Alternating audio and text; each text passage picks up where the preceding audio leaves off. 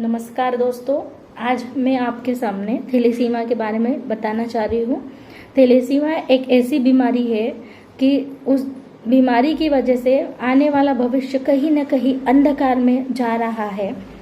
तो हमको अगर हमारे आने वाले भविष्य यानी बच्चों को बचाना है तो हमें इस बीमारी के बारे में जानकारी होना बहुत ही ज़रूरी है।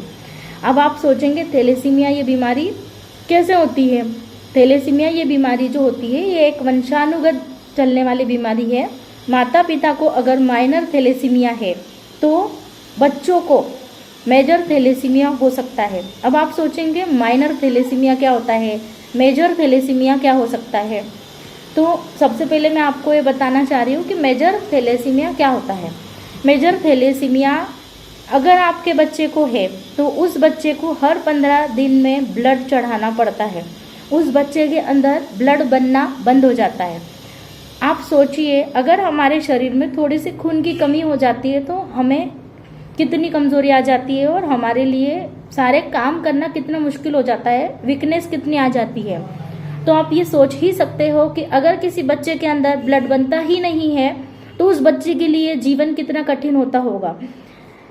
मेरी ये विषय चुनने के लिए एक खास वजह है क्योंकि मैं एक प्ले स्कूल भी चलाती हूँ। तो मैं 7 सालों से ये प्ले स्कूल चला रही हूँ। मेरे स्कूल में एडमिशन लेने वाला फर्स्ट चाइल्ड थैलेसीमिया से पीड़ित था, वो भी थैलेसीमिया मेजर से पीड़ित था। उस समय मुझे इस बीमारी के बारे में कुछ भी जानकारी नहीं थी, पर उस बच्चे के माता पिता ने हमारे साथ कुछ डिस्कस किया कि मैम इसको ये मेडिसिन टाइम टू टाइम देना है, ऐसा करना है, वैसा करना है। तो मैंने भी एग्री किया। बट उस समय मुझे ये पता नहीं था कि थैलेसीमिया कितनी बड़ी बीमारी और कितनी खतरनाक बीमारी है, ये मुझे तब जानकारी नहीं थी। उनके पेरेंट्स से बार बार बात करने के बाद ये सब पता चला कि थैलेसीमिया एक जानलेवा बीमारी है। थैलेसीमिया अगर किसी बच्चे को होता है तो उसकी पूरी फैमिली जो है वो स्ट्रगल करती रहती है उस बच्चे को बचाने के लिए, और कोई गारंटी नहीं होती है कि उस बच्चे को वो बचा पाएंगे या नहीं बचा पाएंगे। फिर भी उनको कुछ लोग अपने बच्चे को बचाने की बहुत कोशिश करते हैं और कुछ लोग उसको बचाने की कोशिश छोड़ देते हैं, उसको भगवान के भरोसे छोड़ देते हैं। क्योंकि मेरे स्कूल में अब तक 8 से 9 बच्चे थैलेसीमिया से पीड़ित आ चुके हैं, और आपको जानकर बड़ी हैरानी होगी कि अब तक मेरे स्कूल में बड़ी मुश्किल से 400 या 500 बच्चों के एडमिशन हुए हैं। 400 से 500 बच्चों में 8 या 9 बच्चे थैलेसीमिया से पीड़ित है। मतलब आप इस बीमारी कितनी गंभीर है ये समझ सकते हो, और कितने बच्चों में ये बीमारी हो रही है ये भी आप इसका अंदाजा इससे लगा सकते हो।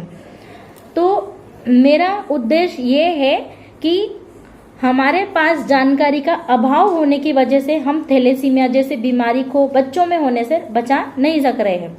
तो इसीलिए हमारे पास इस बीमारी की जानकारी होना ज़रूरी है। तो मैंने बहुत सारी सर्च की और बहुत सारे डॉक्टर से भी बात की और उस गूगल पे भी कुछ सर्च किया। तो उससे मुझे पता चला कि थैलेसीमिया ये जो बीमारी है केवल माता पिता के, जिस माता पिता को थैलेसीमिया माइनर है, माता और पिता दोनों को माइनर थैलेसीमिया है, तो उनका बेबी जो है वो थैलेसीमिया मेजर से पीड़ित हो सकता है। अब आप सोचोगे कि थैलेसीमिया माइनर क्या होता है। थैलेसीमिया माइनर एक ऐसी बीमारी है जो किसी भी व्यक्ति में हो सकती है। मतलब 100 में से 5 व्यक्ति थैलेसीमिया माइनर से पीड़ित होते हैं। ये जानकारी जानकर आपको बड़ी हैरानी होगी कि भारत में 100 में से 5 लोगों को थैलेसीमिया माइनर होता है। जिस व्यक्ति को थैलेसीमिया माइनर होता है वो व्यक्ति एकदम नॉर्मल होती है। आप उसके रहन सहन, बोलने चालने के ढंग से ये बिल्कुल भी नहीं पहचान सकते हो कि उसको थैलेसीमिया माइनर है। तो हमें ये पता नहीं चलता है। और थैलेसीमिया माइनर वाले लोगों को थकान होती है, ये लक्षण है उसका कि उसको थोड़ा सा काम करने के बाद थकान होती है। तो हम ऐसा सोचते हैं कि ये लोग कमज़ोरी की वजह से थक जाते हैं। तो जब भी आप अपने बच्चों की शादी के बारे में सोचें तो एक बार दूल्हा और दुल्हन की थैलेसीमिया से रिलेटेड ब्लड टेस्ट जो होती है वो ज़रूर करें, क्योंकि इन फ्यूचर उनके बच्चे को थैलेसीमिया ना हो, इसलिए हमें ये ज़रूर ध्यान रखना चाहिए। हमारे देश में शादी से पहले ब्लड टेस्ट नहीं होता है, पर यह करना कितना ज़रूरी है ये मैं अब समझ चुकी हूँ, क्योंकि मैंने ऐसे पेशेंट्स को पास से देखा है। अब आप ये भी जान लीजिए कि मेरे पास ऐसे ऐसे क्वेरीज आती है, क्योंकि मैं एक संस्था भी चलाती हूँ, तो लोगों की मदद करना और लोगों की काउंसलिंग करना ये भी मैं काम करती हूँ। तो कई बार ऐसा होता है कि मेरे पास कॉल आती है कि मैडम मेरे बच्चे को ब्लड चढ़ाना के लिए डॉक्टर ने बोल दिया है, पर मेरा बच्चा 1 साल का भी नहीं है। तो इस केस में घर वाले मना कर रहे हैं कि इतने छोटे बच्चे को ब्लड नहीं चढ़ाना। तो मेरे पास सडनली 2-3 महीने पहले एक कॉल आया था, उसमें एक दीदी थी, उन्होंने मुझसे ये बात की थी जो मैं आपसे आज शेयर कर रही हूँ। तो मैंने उनको समझाया कि देखिए, अगर डॉक्टर ने आपके बच्चे को ब्लड चढ़ाने के लिए बोला है तो आप किसी की भी बात ना सुने, सिर्फ और सिर्फ डॉक्टर की बात सुने, और आप पहले तो आपके बच्चे को ब्लड चढ़ाएं। और उसके बाद में डॉक्टर ने उनसे बोला था कि इस बच्चे को आपको 15-20 दिन या फिर महीने भर में जब भी इसको वीकनेस दोबारा महसूस होगी तब आपको इसको ब्लड बार बार चढ़ाना पड़ेगा। इसलिए फैमिली ने बोला कि अगर इसको बार बार ब्लड चढ़ाना पड़ेगा तो अभी ब्लड मत चढ़ाओ इसको।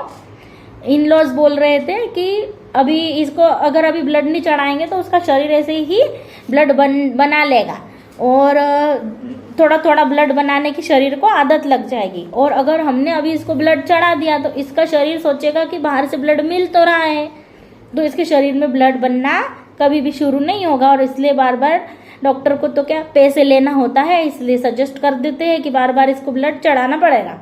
तो ऐसे करके उनके घर में काफ़ी वाद विवाद की स्थिति बनी थी। तो वो महिला मेरे पास आई और मुझसे बातचीत की। तो मैंने उनको, जो पेरेंट्स थे जिनके बेबी को मेजर थैलेसीमिया था, उन मैम का नंबर दिया, क्योंकि वो जो लेडी है वो काफ़ी जागरूक है और वो अपने बच्चे का बहुत ध्यान रखती है और उसने काफ़ी स्टडीज़ की और उसने मुझसे भी डिस्कस किया, इसीलिए आज मेरे पास इतनी जानकारी उन्हीं की वजह से।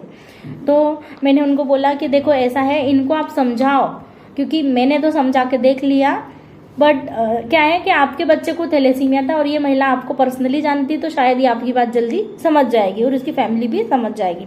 तो फिर वो महिला उनके घर गए, उनकी पूरी होल फैमिली को साथ में बिठाया, उनको समझाया। उसके बाद में उस बच्चे को ब्लड के लिए ब्लड दिया गया। तो अब उनको पता है कि उनके बच्चे को थैलेसीमिया मेजर है, तो अब वो थोड़ी थोड़ी प्रिकॉशन रखना स्टार्ट कर चुके हैं। तो इसलिए अगर हमें हमारे बच्चों को इतनी गंभीर बीमारी से बचाना है तो शादी के पहले ब्लड टेस्ट जरूर होता है थैलेसीमिया का, वो जरूर करें। क्योंकि अगर आपके, हाँ मैं बताती हूँ थैलेसीमिया माइनर कैसे होता है और मेजर कैसे होता है। देखो, अगर हस्बैंड या वाइफ दोनों में से किसी को थैलेसीमिया माइनर है, एक व्यक्ति को, और एक को नहीं है, तो उनके बच्चों में से 4 बच्चे अगर होते हैं उनको, तो 4 में से 2 को थैलेसीमिया माइनर हो सकता है, एक को थैलेसीमिया मेजर हो सकता है और एक बच्चे को हो सकता है थैलेसीमिया ना हो। ये चांसेस होते हैं, स्टडी के ऊपर मैंने देखा है। तो आप अगर ज़्यादा जानकारी लेना चाहें तो आप मुझे कमेंट करें, मैं आपके लिए और वीडियोस बनाऊंगी और ज़्यादा से ज़्यादा जानकारी आपके पास लेकर आऊँगी। तो आज बस मैं इतना बताना चाह रही हूँ कि अगर करीबी रिश्तेदारी में शादी कर रहे हो तो ब्लड टेस्ट अपने बच्चों का ज़रूर करवाएं। क्योंकि होता ये है कि अगर दोनों हस्बैंड वाइफ दोनों को माइनर थैलेसीमिया है तो वो तो दिखाई तो देगा नहीं, आप समझ नहीं पाओगे कि इन लोगों को माइनर थैलेसीमिया है। क्योंकि जो फैमिली का बच्चा मेरे स्कूल में एडमिशन था, वो हस्बैंड वाइफ बिल्कुल नॉर्मल है, उनको देख के कोई भी ये नहीं बोल सकता है कि इनको थैलेसीमिया माइनर या किसी प्रकार की गंभीर बीमारी हो सकती है। और उनका ये फर्स्ट बेबी, उस बच्चे को बचाने के लिए हम बहुत कोशिश कर रहे हैं। मेरा आपसे विनम्र निवेदन है, अगर आप भी ऐसे बच्चों की मदद करना चाहते हो तो संस्था को मदद करें। संस्था ऐसे बच्चों की ज़्यादा से ज़्यादा मदद कर रही है। और अगर किसी भी थैलेसीमिया से पीड़ित बच्चों को ब्लड की आवश्यकता है तो आपके ब्लड की एक बूंद भी उस बच्चे की जान बचा सकती है।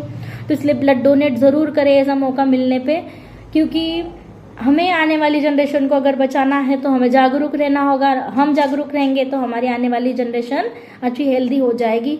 जो जानकारी आज आपसे मैंने शेयर की है वो आप अपने परिजनों से शेयर कीजिए, दोस्तों से शेयर कीजिए और कृपया करके इस वीडियो को ज़्यादा से ज़्यादा शेयर किए ताकि किसी के बच्चे की जान बच जाए। और कोई फैमिली शादी करवा रही है पास के रिलेशन में तो वो थैलेसीमिया की टेस्ट जरूर करवाए। धन्यवाद।